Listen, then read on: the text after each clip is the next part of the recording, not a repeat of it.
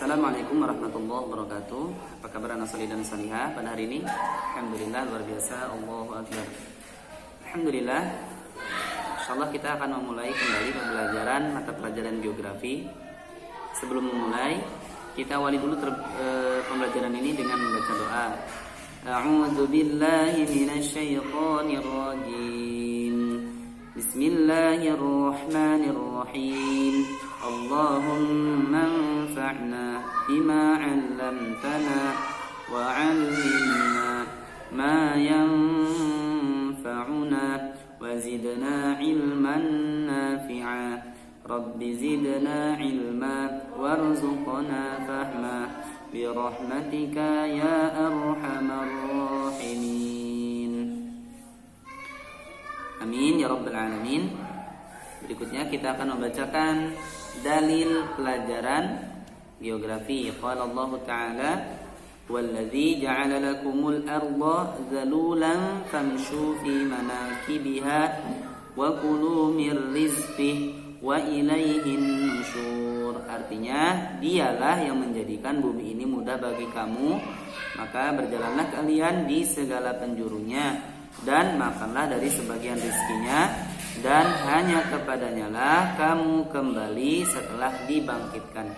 Quran surat Al-Mulk ayat 15. Pada hari ini kita akan mempelajari tentang kekayaan alam yang ada di negeri kita, yaitu di Indonesia, serta bagaimana cara memanfaatkan kekayaan alam itu untuk bisa mensejahterakan masyarakatnya, wabil khusus yaitu umat Islam. Nah, di dalam Al-Qur'an Allah Subhanahu wa taala telah berfirman, A'udzubillahi minasyaitonir rajim. Allazi ja'ala lakumul arda firasyan was samaa'a binaa'a wa anzala minas samaa'i ma'an fa akhraja bihi minats thamarati rizqan lakum fala taj'alu lillahi andadan wa antum ta'lamun. Yang artinya, dialah yang menjadikan bumi sebagai hamparan bagimu dan langit sebagai atap, dan dia menurunkan air hujan dari langit, lalu dia menghasilkan dengan air hujan itu segala buah-buahan sebagai rezeki untukmu. Karena itu janganlah kamu mengadakan sekutu-sekutu atau tuhan-tuhan tandingan bagi Allah, padahal kamu mengetahui. Ini di dalam Al-Quran surat Al-Baqarah ayat 22. Itulah gambaran tentang kenikmatan yang diberikan oleh Allah Subhanahu wa taala kepada kita, ya, selaku manusia, yang mana Allah Subhanahu wa taala telah memberikan kekayaan alam yang tersedia di bumi, khususnya di negeri Indonesia yang merupakan wilayah yang sangat kaya. Kekayaan alam yang ada di Indonesia itu sangat lengkap, ya. Kita sebutkan yang ada di daratan, ya. Misalkan di daratan Indonesia itu memiliki kekayaan alam berupa bahan tambang, ya, bahan tambang, kemudian hasil hutan, hasil pertanian, ya, hasil perikanan yang ada di danau maupun di sungai, masya Allah, ya. Kemudian hasil perkebunan, ya, ada kopi, ada cengkeh, ada lada, ada beras, ya. Kemudian untuk pertambangannya itu ada emas, ada minyak bumi, ada aluminium, ada timah, dan lain-lain yang sangat banyak untuk disebutkan. Kemudian dari perairannya, dari lautnya juga masya Allah, Indonesia menghasilkan miliaran ton ikan setiap tahunnya, ya, kalau mau dikelola dengan baik, ya. Kemudian hasil tambang yang ada di lautnya juga masya Allah begitu melimpah, ya. Nah, itulah gambaran kekayaan alam yang ada di negeri kita, di negeri Indonesia. Nah, tapi yang menjadi pertanyaan, mengapa justru kekayaan alam yang ada di negeri ini itu tidak mampu mensejahterakan masyarakatnya, ya. Kita saksikan, antum lihat di sekeliling rumah antum, ya, mungkin di keluarga antum sendiri itu masih sulit untuk mendapatkan akses ekonomi, ya. masih banyak orang yang masih kesulitan untuk memenuhi kebutuhan hidupnya. Tidak sedikit orang yang menjadi gelandangan. Ya, sangat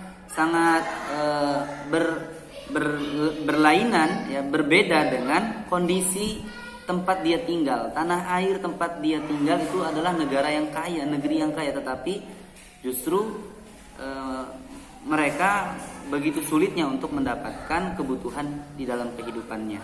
Nah, ini sebenarnya ada masalah apa? Ternyata yang menjadi persoalan adalah bagaimana cara mengatur dan mengelola kekayaan alam ini.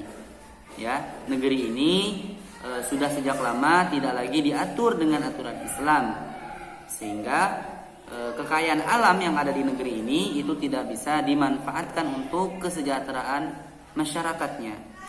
Menurut aturan Islam, ya, kekayaan alam adalah bagian dari harta milik masyarakat, harta milik umum, harta milik umat, ya, tidak boleh dimiliki oleh seseorang atau sekelompok orang, ya, tidak boleh. Ya, jadi siapa yang punya tambang emas? Seluruh warga negara, seluruh kaum muslimin.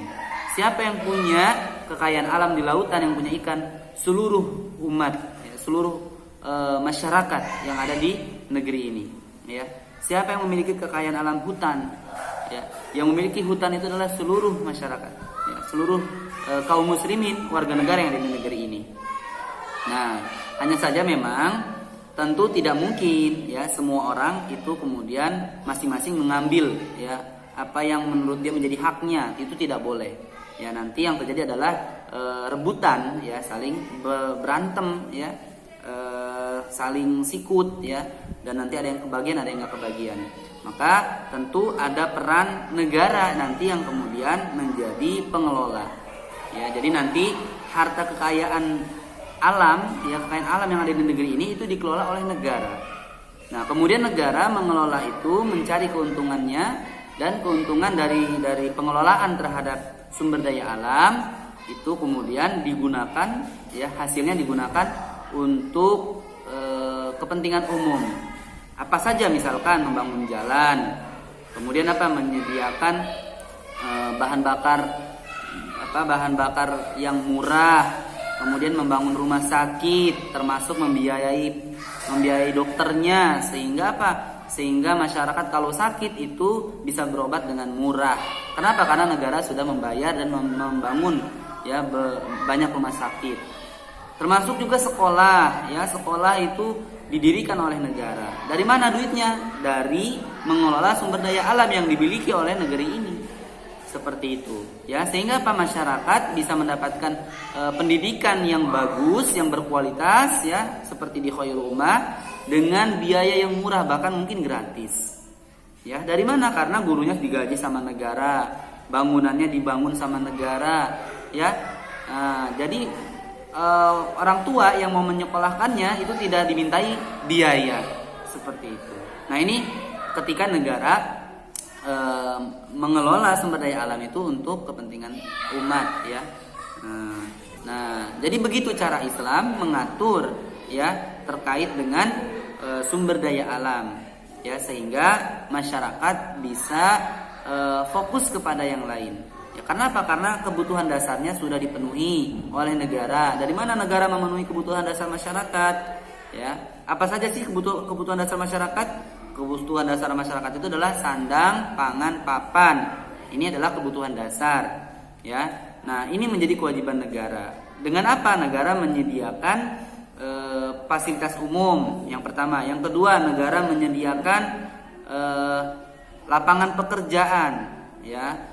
Maka negara nanti membuat banyak sekali lapangan pekerjaan. Dengan apa? Negara membangun proyek-proyek besar, ya, untuk kepentingan umat juga proyek-proyek itu. Nah, itu melibatkan tentunya tenaga kerja dari masyarakat, sehingga masyarakat tidak ada yang menganggur. Dan banyak sekali yang bisa dilakukan ketika sumber daya alam ini dikelola dengan baik oleh negara. Nah, inilah yang seharusnya dilakukan, ya, di dalam Islam, bagaimana kekayaan alam itu seharusnya dikelola dengan baik oleh negara secara maksimal, kemudian hasilnya itu kemudian digunakan untuk kesejahteraan masyarakat. Nah, inilah materi yang bisa saya sampaikan pada hari ini. Semoga bisa menjadi pemahaman kita. Demikian Ustaz akhiri, kita tutup dengan membaca doa penutup majelis. Subhanakallahumma wa bihamdika asyhadu an la ilaha illa anta astaghfiruka wa atubu ilaik. Assalamualaikum warahmatullahi wabarakatuh.